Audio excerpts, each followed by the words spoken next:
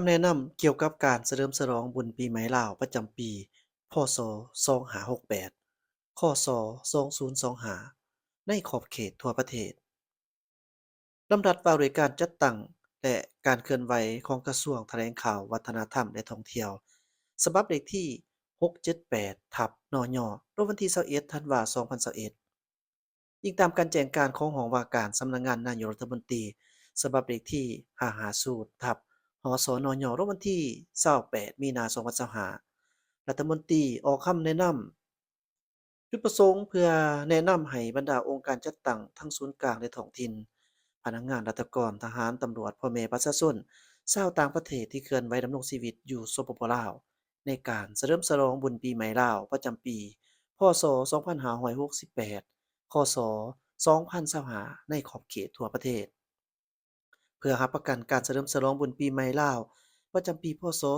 2568ค.ศ. 2025เต็มไปด้วยเนื้อในความหมายรักษาและเสริมขยายมูลเชื่อวัฒนธรรมและฮีตของประเพณีอันดีงามของศาสตร์ที่เคยปฏิบัติสืบทอดกันมารับประกันให้มีลักษณะศาสตร์มหาชนและก้าวหน้าโดยติดพันกับการเฉลิมฉลองวันสร้างตั้งพรรคประชาชนปฏิวัติลาวครบรอบ70ปีวันสถาปนาสปปลาวครบรอบ50ปีวันเกิดประธานไกรสอนพรหมวิหารครบรอบ105ปีอย่างเป็นขบวนฟดฟื้นรับประกันความเป็นระเบียบเรียบร้อยมีความสะอาดงดงามมีความสงบปลอดภัยความสามัคคีเป็นปึกแผ่นแน่นหนาของปวงชนลาวทั้งชาติ กำหนดวันพักทางราชการในยามบุญปีใหม่ลาวประจำปีพ.ศ. 2568และค.ศ. 2025กำหนดวันพักทางราชการในระยะบุญปีใหม่ลาวประจำปีพ.ศ.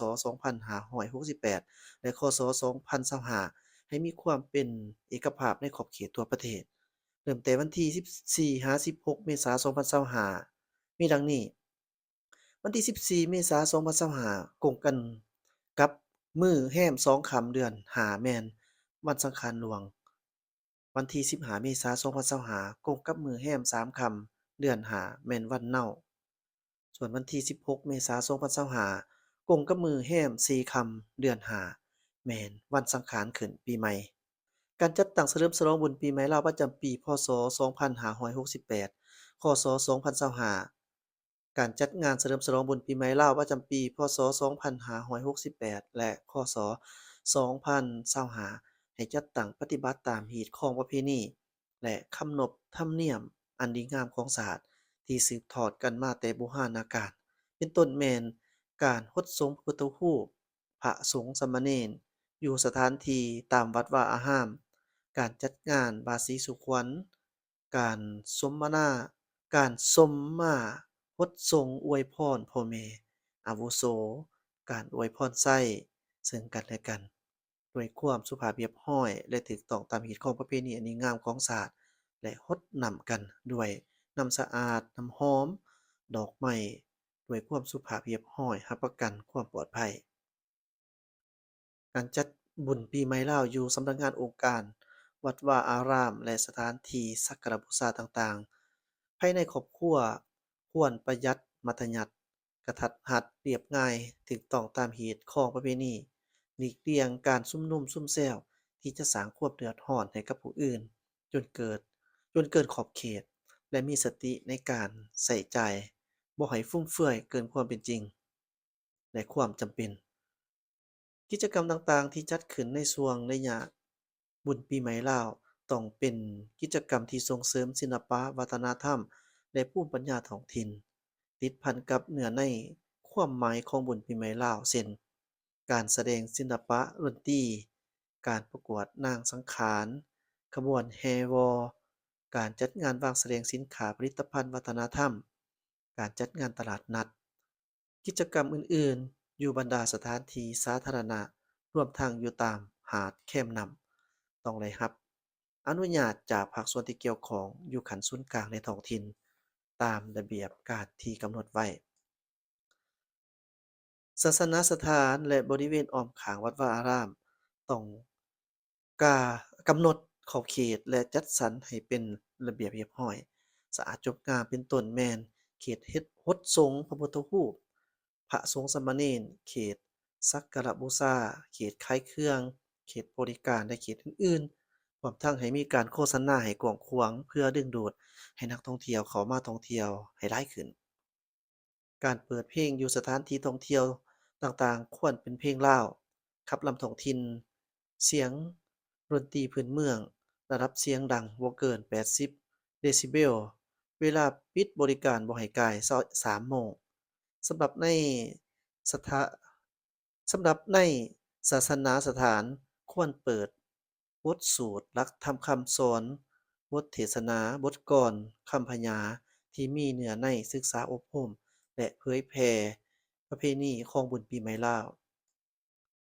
สำหรับการนุ่งถือในการฉลองบุญปีใหม่ลาวให้เป็นเอกลักษณ์ของศาสตร์ลาวสุภาพเรียบร้อยจบงามเหมาะสมตามกาลเทศะฮีตของประเพณีสถานบันเทิงร้านคาราโอเกะร้านอาหารร้านกินดื่มงานพบปะสังสรรค์และสถานที่จัดงานต่างๆต้องเปิดปิดตามโมงและเวลาที่กำหนดไว้ตามระเบียบการ สำหรับข้อห้ามที่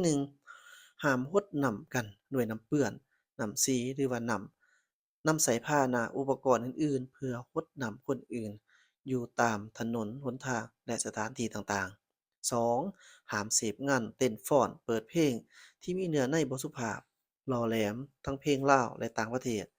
ตั้งวงดนตรีและขายเครื่องดื่มที่มีถาดเหล้าอยู่ตามวัดวาอาราม 3. ติดป้ายแนะนำป้ายห้ามป้ายโฆษณาต่างๆใส่พระพุทธรูปและจุดสำคัญโดดเด่นต่างๆของวัดวาอารามตั้งโต๊ะตั้งเต็นท์ขายเครื่องสาส่ายโดยบ่ได้รับอนุญาตจากภาคส่วนที่เกี่ยวข้องเฮ็ดให้บดบังความสวยงามของทิวทัศนียภาพเมื่อเวลานักท่องเที่ยวมาเที่ยว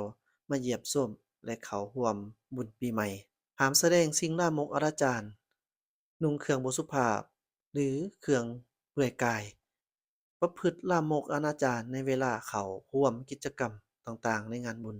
และมีการกระทำที่บ่สอดคล้องกับกิจของประเพณีและกฎหมาย 5. ห้ามจัดพิธีเฉลิมฉลองม่วนซื่นแบบใหญ่โตมโหฬารที่เป็นการฟุ่มเฟือยทรัพย์สินและงบประมาณ 6. จัดกิจกรรมงานเฉลิมฉลองปีใหม่อยู่ตามถนนหนทางโดยบ่ได้รับอนุญาตจากภาคส่วนที่เกี่ยวข้องตามการแบ่งขันคุ้มครอง 7. ห้ามสวยใส่โอกาสวันปีใหม่เต่าโฮมคนจำนวนหลายโดยมีเป้าหมายทางการเมืองที่ขัดต่อแนวทางนโยบายมั่วสุมเล่นการพนันซุ่มแซวซุ่มนุ่มซุ่มแซวเนื่องนั้นค้าขายยาเสพติดและค้าประเวณี 8. ห้ามเปิดเครื่องเสียงดังเนื่องนั่นเกินขอบเขตที่กำหนดไว้ 9. ห้ามผิดเถียงกันอาละวาดตีกันและอื่นๆอันก่อให้เกิดความบ่สงบปลอดภัย 10. ห้ามมีพฤติกรรมอื่นที่เป็นการละเมิดกฎหมาย หามาตรการผู้ละเมิดทุกๆการกระทำที่เป็นการละเมิดข้อห้ามในคำแนะนำฉบับนี้ด้วยการเจตนาหรือบ่เจตนาล้วนแต่ได้ถูกศึกษาอบรมกล่าวเตือนปรับไหมตามสถานการณ์ละเมิดหรือดำเนินคดีต่อผู้กระทำผิดส่วนบุคคลกลุ่มคนนิติบุคคลโดยประสานสมทบกับทุกภาคส่วนที่เกี่ยวข้องเพื่อปฏิบัติตามกฎหมายและระเบียบการที่เกี่ยวข้อง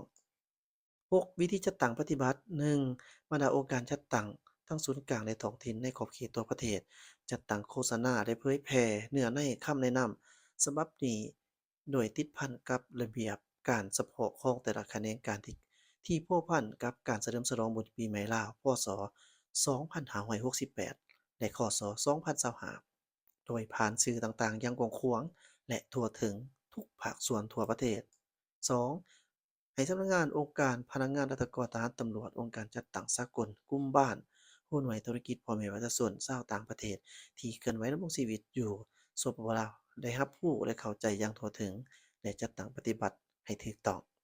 3. มอบให้ทั้งเจ้าหน้าที่ป้องกันความสงบและองค์การปกครองทุกขันจัดตั้งพันขยายตามคำแนะนำฉบับนี้พร้อมทั้งเพิ่มทวีวิธีการติดตามกวดกาลาดตระเวนเคลื่อนไหวเวียนยามตามสำนักงานองค์การและสถานที่ต่างๆเพื่อรับประกันความสงบความเป็นระเบียบเรียบร้อยให้เป็นปกติต้านและแก้ไขทุกปรากฏการณ์ย่อท้อในสังคมให้ทันการรัฐมนตรีกระทรวงแถลงข่าววัฒนธรรมและท่องเที่ยว สวนสวรรค์วิญญาเกต